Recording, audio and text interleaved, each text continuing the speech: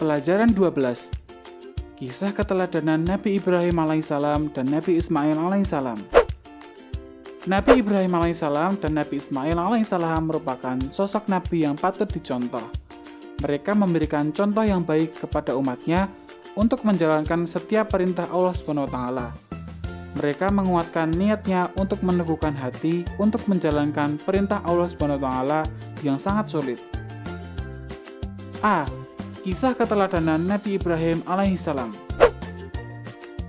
Nabi Ibrahim alaihissalam lahir di Babilonia, sekarang Irak. Ayahnya bernama Azar bin Nahur. Kala itu, Babilonia dipimpin oleh seorang raja yang sangat zalim, yaitu Namrud bin Kanaan bin Kush. Babilonia adalah negeri yang kaya, rakyatnya hidup makmur, tetapi mereka tidak mengenal Allah SWT. Penduduk Babilonia justru menyembah patung. Lucunya, patung-patung itu dibuat oleh mereka sendiri. Simaklah cerita Nabi Ibrahim alaihissalam berikut ini. Nabi Ibrahim alaihissalam memiliki anak bernama Ismail dan Ishak. Antara Ismail dan Ishak berbeda ibu, tetapi ayahnya tetap Ibrahim.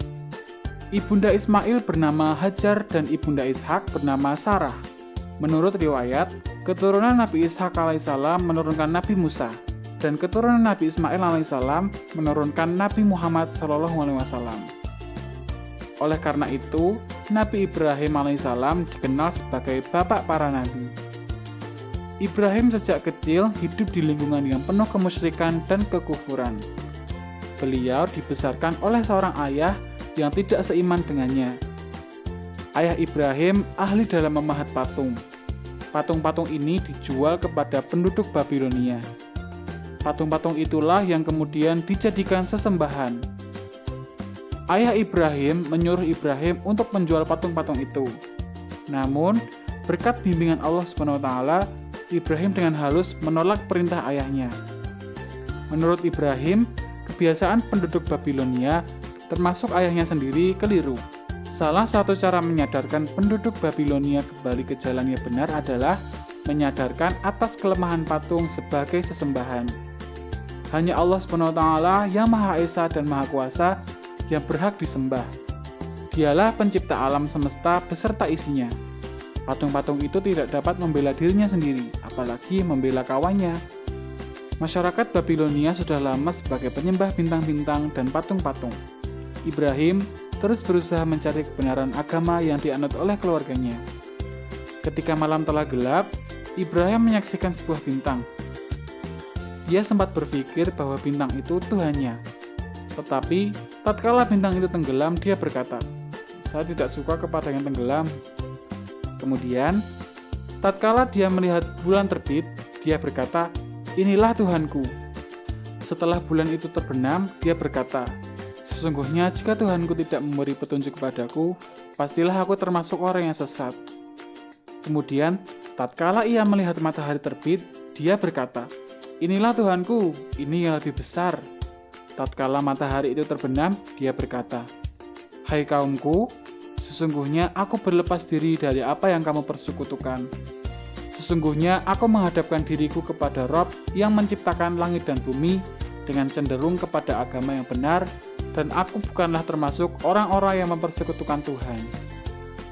Inilah yang dianugerahkan Allah SWT kepada Nabi Ibrahim alaihissalam dalam menolak agama yang dipercayai kaumnya serta menerima Tuhan yang sebenarnya.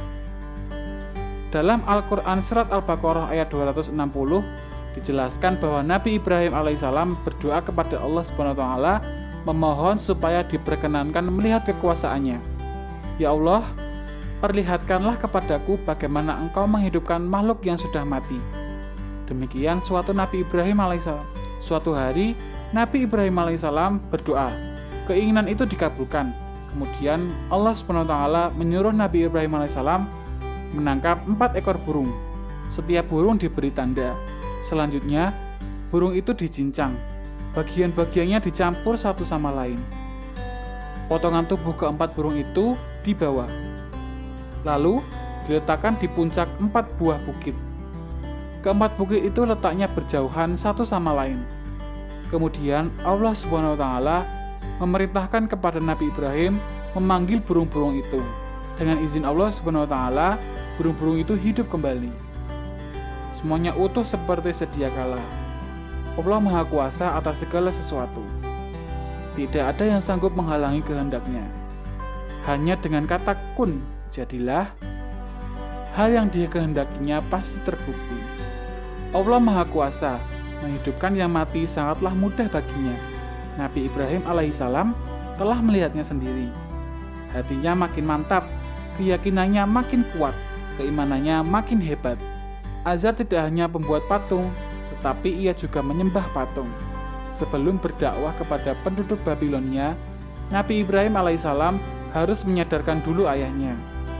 Berdakwah kepada ayahnya tidak mudah, karena ayahnya tetap bersikukuh dengan keyakinannya. Usaha Nabi Ibrahim alaihissalam sudah maksimal. Allah SWT yang menentukan. Sebagai anak, Nabi Ibrahim alaihissalam sangat ingin menyelamatkan ayahnya. Sikap ayahnya yang menolak ajaran Allah SWT tidak membuat Nabi Ibrahim alaihissalam larut dalam kesedihan. Sikapnya tetap teguh untuk menyebarkan pesan-pesan Allah SWT. Raja Namrud memerintah dengan kejam. Semua orang harus taat, tidak boleh melawannya. Jika ada yang berani melawan, nyawa taruhannya. Rakyat hidup bagaikan budak. Keadaan itu tidak membuat Namrud puas. Ia merasa dirinya layak disembah. Ia ingin dipertuhankan. Ia berpikir rakyat pasti mau menyembahnya. Patung-patung yang tidak bernyawa saja disembah, apalagi raja yang sangat berkuasa. Nabi Ibrahim alaihissalam berdakwah tak kenal lelah. Tetapi penduduk Babilonia menolak keras. Mereka tetap pada keyakinan menyembah patung-patung yang mereka buat sendiri. Namun, Nabi Ibrahim alaihissalam tidak kehilangan akal. Ada cara lain, barangkali penduduk Babilonia memerlukan bukti. Orang-orang Babilonia mempunyai suatu tradisi, yaitu setiap tahun mereka pergi meninggalkan negerinya. Sewaktu Raja Namrud dan kaumnya meninggalkan negeri, kampung mereka ditinggalkan kosong. Kesempatan itu dipergunakan Nabi Ibrahim alaihissalam untuk menghancurkan patung-patung Raja Namrud dan kaumnya. Dengan kapak yang telah dipersiapkan, mulailah Nabi Ibrahim alaihissalam menghancurkan patung-patung itu satu persatu. Hanya satu patung yang paling besar tidak dihancurkan. Lalu, kapak yang dipergunakan menghancurkan patung-patung itu digalungkan di leher patung yang paling besar tadi. Ketika Raja Namrud dan kaumnya datang ke pusat pemujaan, betapa terkejutnya mereka semua karena patung-patung sembahan mereka hancur. Maka tak pelak lagi, Ibrahimlah yang dituduh. Nabi Ibrahim alaihissalam akhirnya dipanggil dan diadili. Raja Namrud bertanya kepada Nabi Ibrahim alaihissalam, "Apakah kamu menghancurkan patung-patung sembahan kami? Aku pikir barangkali berhala besar itulah yang melakukannya. Bukankah kapak yang ada di lehernya membuktikan perbuatannya?" Kata Ibrahim. "Mana mungkin berhala bisa berbuat seperti itu," kata Namrud. "Kalau begitu, mengapa engkau sembah patung yang tidak bisa berbuat apa-apa?" Kata Ibrahim. Mendengar pernyataan Nabi Ibrahim alaihissalam itu, orang-orang yang menyaksikan banyak yang sadar. Selama ini, mereka telah menyembah patung-patung yang tidak bisa berbuat apa-apa, tidak bisa melihat, tidak bisa mendengar, tidak bisa bicara. Melihat keadaan demikian, Raja Namrud makin murka. Raja Namrud akhirnya memutuskan bahwa Nabi Ibrahim alaihissalam harus dibunuh dengan cara dibakar hidup-hidup. Setelah kayu bakar dikumpulkan, Nabi Ibrahim alaihissalam diikat dan dilempar dengan alat pelontar yang membara. Api menjalar mendekati Nabi Ibrahim alaihissalam. Akan tetapi, ia tetap tenang. Hatinya bertawakal. Ia yakin Allah Subhanahu wa taala tak akan membiarkannya.